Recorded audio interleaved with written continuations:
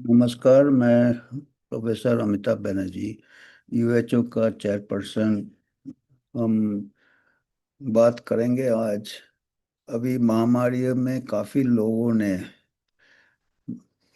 एहसास किया है, और अभी भी कुछ लोग एहसास कर रहे हैं हमारे साथ, जो कुछ जुड़े हुए हैं पूरे दुनिया के अलग अलग जगह से। क्या एहसास कर रहे हैं कि अगर जो कंसेंसस है, जिसको कहते हैं, जो मेडिसिन में एक कुछ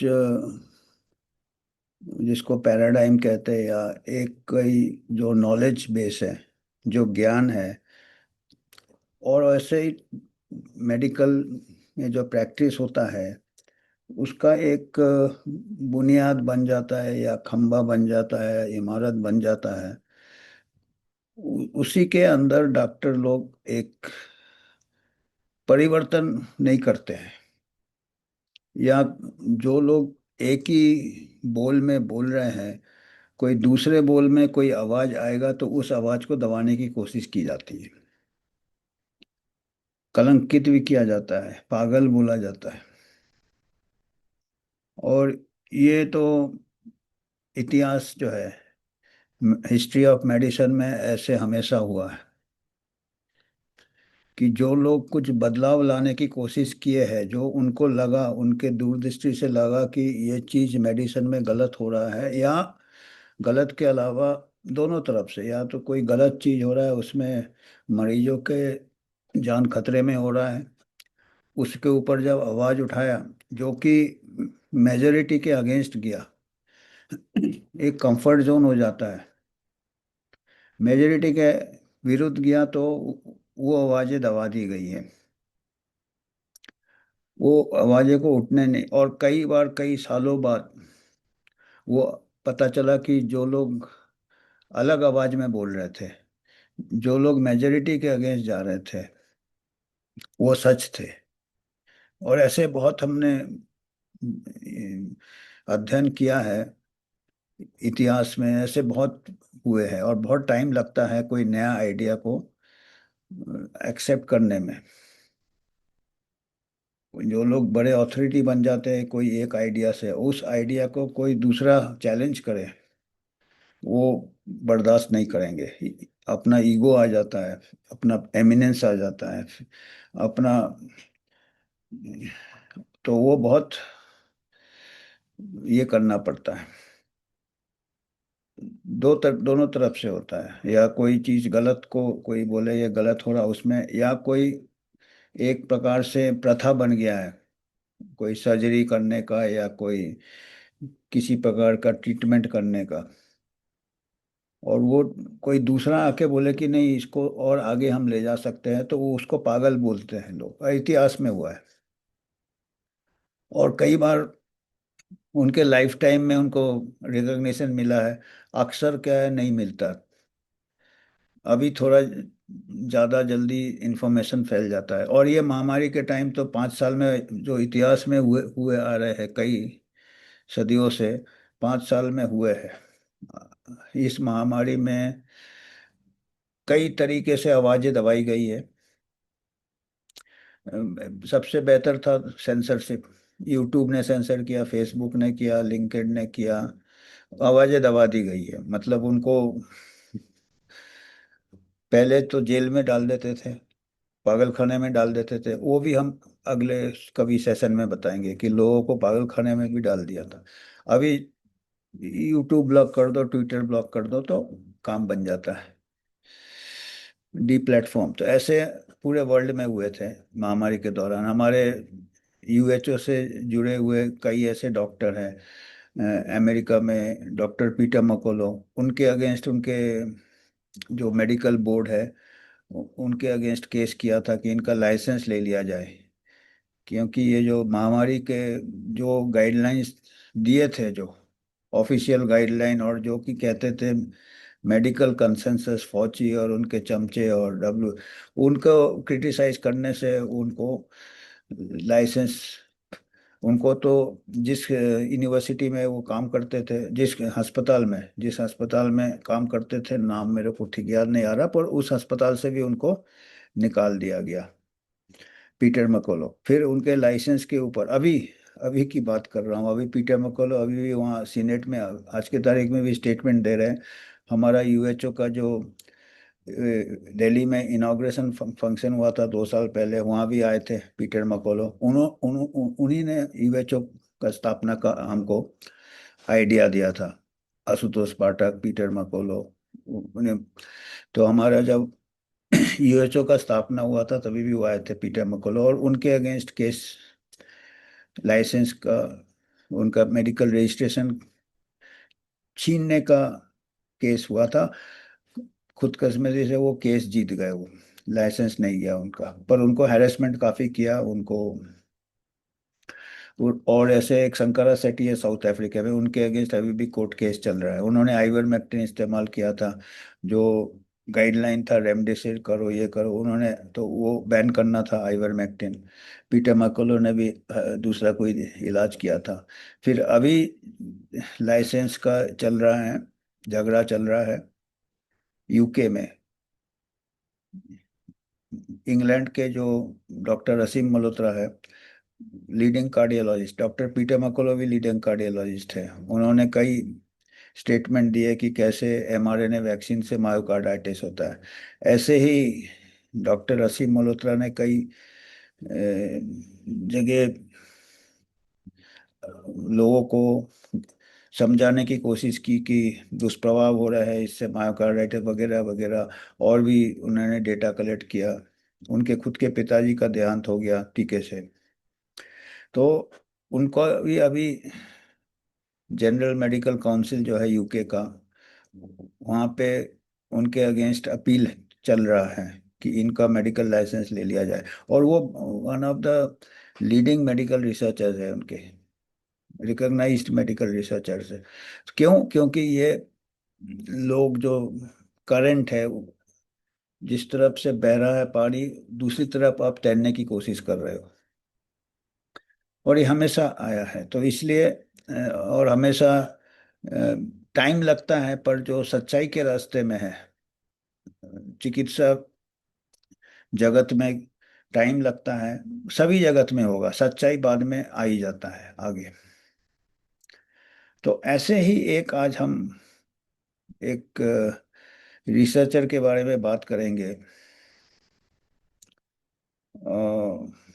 वो आप लोग आजकल देखते होंगे, सबसे बड़ा एडवांसेस सर्जरी में हुआ है। सबसे बड़ा एडवांसेस, सबसे ज़्यादा प्रगति जिसमें हुआ है, टेक्नोलॉजी सर्जिकल फील्ड में हुआ है। और सर्जिकल फील्ड में आज के तारीख में सभी लोग जाते हैं, लोग बड़े बड़े में एडवर्टीजमेंट होता है कि रोबोटिक सर्जरी कराएंगे, रोबोटिक सर्जरी, नहीं तो lap surgery, laparoscopic surgery, minimum access surgery, robotic surgery. और मरीज खुद अभी अभी तो जो जब हवा चल जाती है तो सब उसी तरफ भागते हैं। अभी सब डॉक्टर रोबोटिक सर्जरी सीख रहे हैं, सभी सीख रहे हैं। पेशेंट डिमांड कर रहे हैं रोबोटिक, उसमें सबसे कम मिनिमम एक्सेस होता है। उसके पहले रोबोटिक सर्जरी का जो बुनियाद है वो लेप्रोस्कोपिक सर्जरी से हुआ था। लेप्रोस्कोपी मतलब पतला पतला दूरबीन डाल के, और पतला पतला जिससे कि कम चीराफाड़ी कम हो, वो ऐसे पतला दूरबीन से, उसी से पतला इंस्ट्रूमेंट से लेप्रोस्कोपिक सर्जरी बुनियाद था ये रोबोटिक सर्जरी का। उसके आगे फिर ये रोबोटिक सर्जरी उसी से इवॉल्व हुआ, लेप्रोस्कोपिक सर्जरी से। और ये लेप्रोस्कोपिक सर्जरी जब 1970 में, जब एक जर्मनी के ये थे गायनेकोलॉजिस्ट, कूट, KURT, कर्ट या कूट सैम उनका नाम था, उन्होंने ये चालू किया था, या उन्होंने इसके इंस्ट्रूमेंट्स बनाए थे, क्योंकि वो उनका वो थे सेकेंड वर्ल्ड वार, जर्मन के थे वो, जर्मनी के थे वो। सेकेंड वर्ल्ड वार के बाद वो जर्मन आर्मी में थोड़े दिन काम किए थे।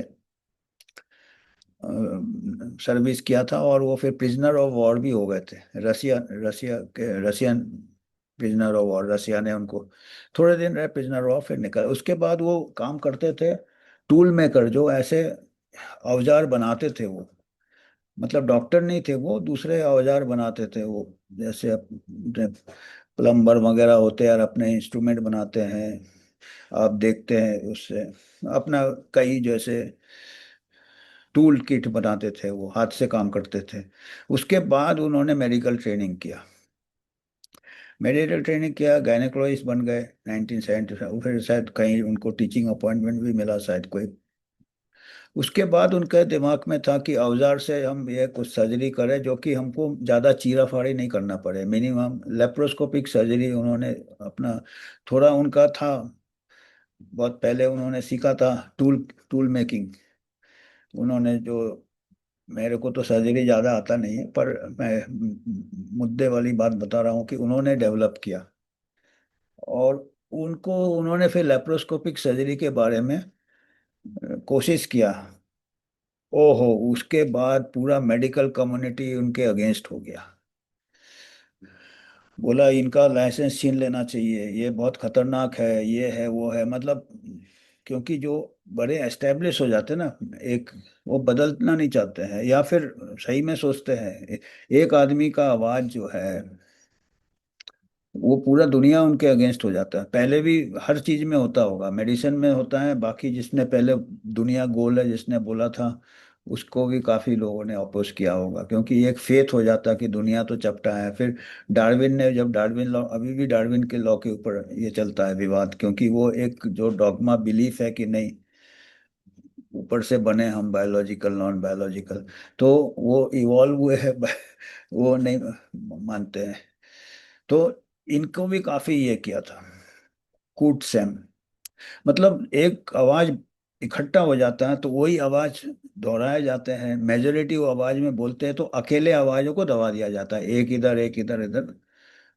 और ऐसे आज जो कि सबसे आगे का सर्जरी है रोबोटिक, उसका जो आविष्कार जो उन्होंने चालू किया था, उनको पागल बोला।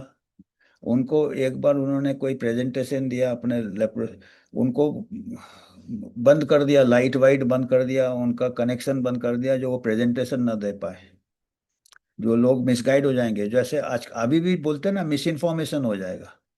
अभी देखिए इतिहास वैसे ही चल रहा है।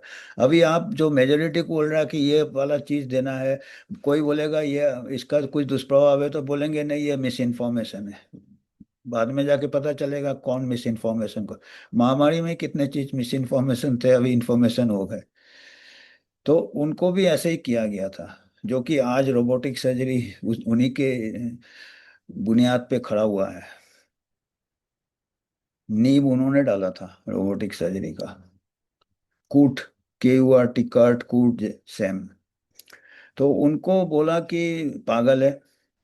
फिर एक बार उन्होंने प्रेजेंटेशन दिया अपना लेप्रोस्कोपिक सर्जरी का, तब बोला कि इनके दिमाग का ये करना चाहिए, कैट स्कैन, MRI, क्योंकि ये दिमाग इनका खराब है।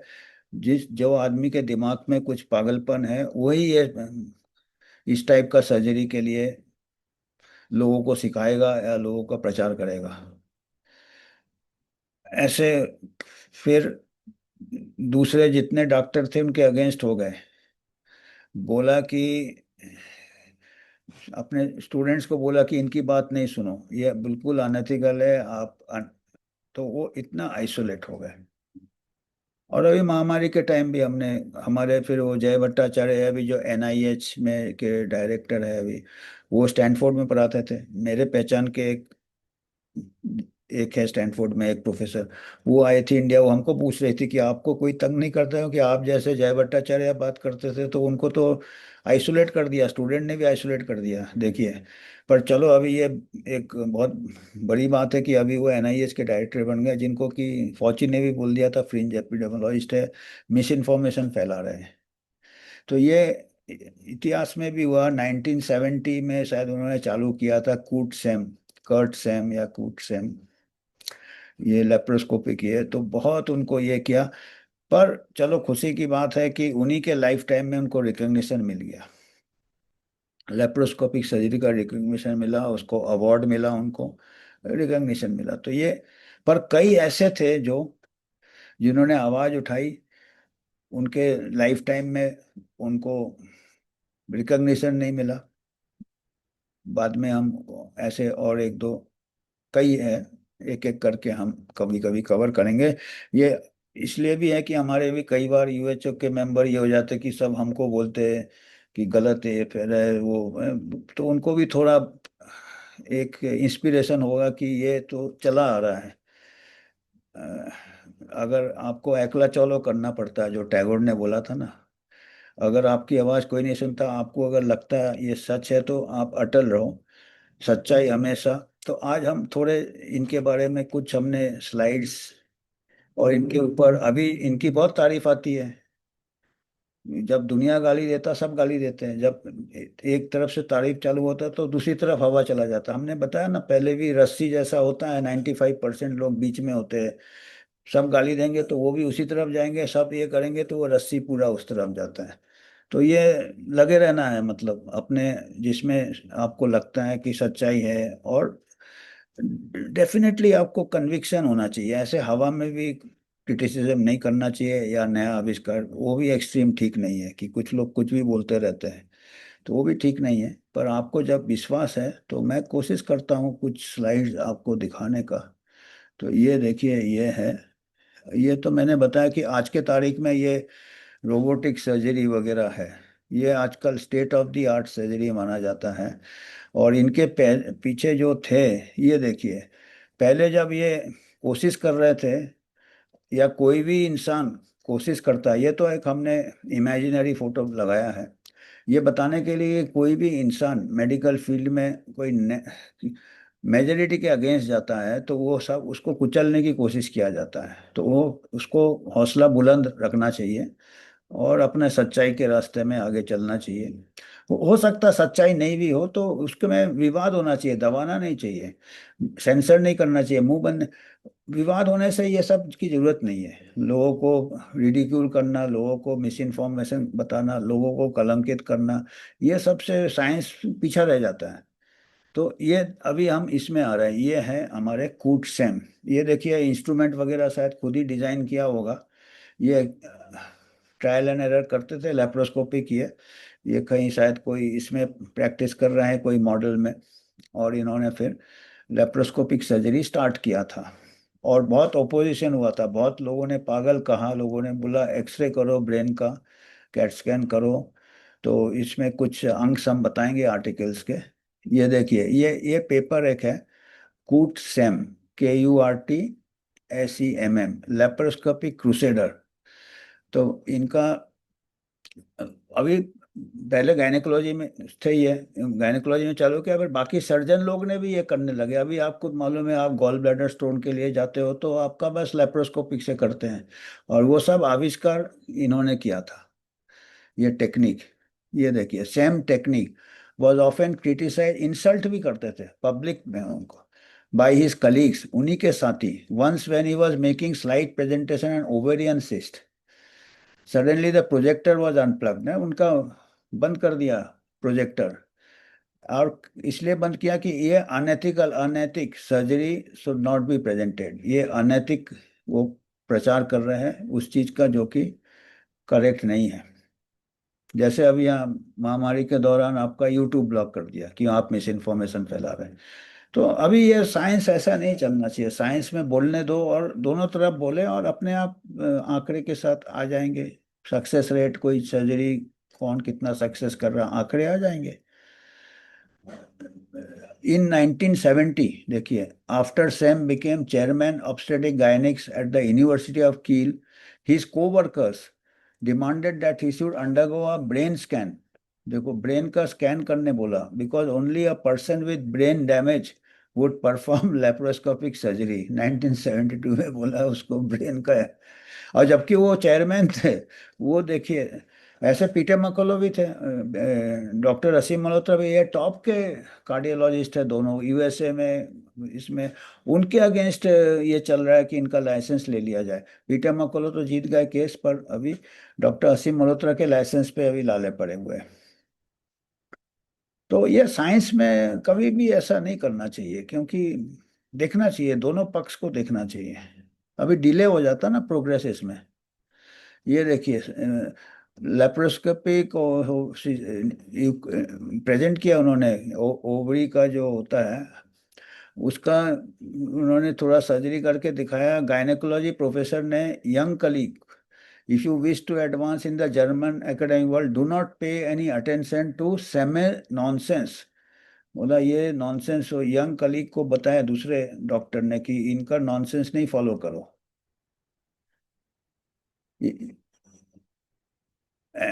Do not pay. Between 1975-90, his idea to perform laparoscopic cholecystectomy was rejected by general surgeon. cholecystectomy वही है गॉल ब्लैडर का। तो उस टाइम उन्होंने 1980 में, 75-80 में उन्होंने इसको सुझाव दिया था। जनरल सर्जन ने बोला नहीं, नहीं कर सकते।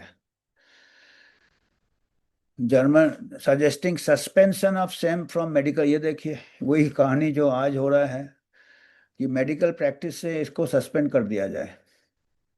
तो इतना अपोजिशन उनको ये किया उन्होंने। पर ये खुशी की बात है कि आखिरी में रिकॉग्नाइज हुआ। अच्छा, फिर जर्नल ने भी रिजेक्ट करते थे उनके पेपर।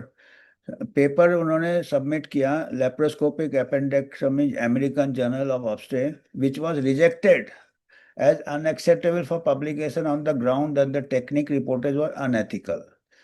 अभी भी देखिए, महामारी के दौरान भी दूसरे लोगों ने अगर कुछ पेपर दिया है कि भाई ये बीमारी हल्का है, बीमारी में इतना बहुत मुश्किल में एक्सेप्ट हुआ। शुरू में तो रिजेक्ट भी हो गया। सीरो सर्वे का हमने कई बड़े बड़े जर्नल में भेजे थे हमने सीरो सर्वे, पता चला इतना फैल गया है और लोग, वो पेपर रिजेक्ट हुआ, बड़े मुश्किल में वो पेपर पब्लिश हुआ।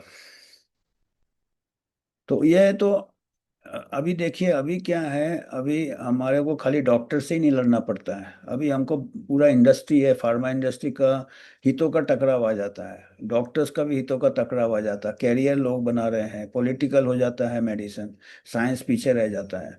तो हो सकता है अभी और लड़ाई और मुश्किल है, क्योंकि बहुत बिग मनी आ गया, बिग पावर आ गया, बिग फिलेंथ्रोपिस्ट आ गए, तो इसलिए और मुश्किल है। तो धीरे धीरे 2002 में पायोनियर मिला उनको कि उन्होंने एक खंबा, झंडा गाड़ दिया था इन एंडोस्कोपी, अवार्ड मिला उनको। और American gastro and he receive the honorary membership international gynaecology endoscopy, वही लेप्रोस्कोपी एंडोस्कोपी, जिससे आगे जाके रोबोटिक सर्जरी हुआ।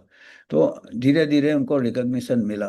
तो ये आखिर में हम थोड़ा, अगर आपको कुछ कंट्रीब्यूट करना है, आप कर सकते हैं। यूएचओ हमारा एक इंडिपेंडेंट बॉडी है, कहीं से हमको, कहीं से स्पॉन्सरशिप हम नहीं लेते हैं। आप ही का, इससे हम आपके हेल्थ मैसेजेस लाते हैं।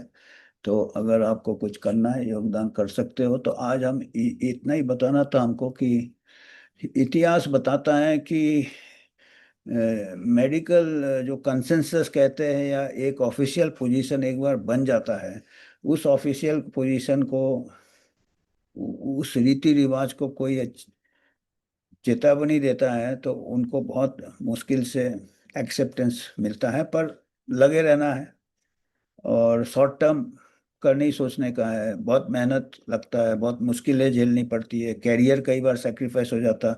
कई डॉक्टरों की लाइसेंस चली जाती है, कईयों की चली गई है लाइसेंस इतिहास में। और आजकल जैसे मैंने कहा, आजकल पॉलिटिकल और फार्मा इंडस्ट्री भी वो अपने हिसाब से, वो साइंस को एक तरफ प्रॉफिट जैसे होगा उसी दिशा में साइंस को ले जाता है, मेडिकल साइंस को। तो आज हमको इतना ही ये था। आप कुछ फीडबैक देना आप दे सकते हैं।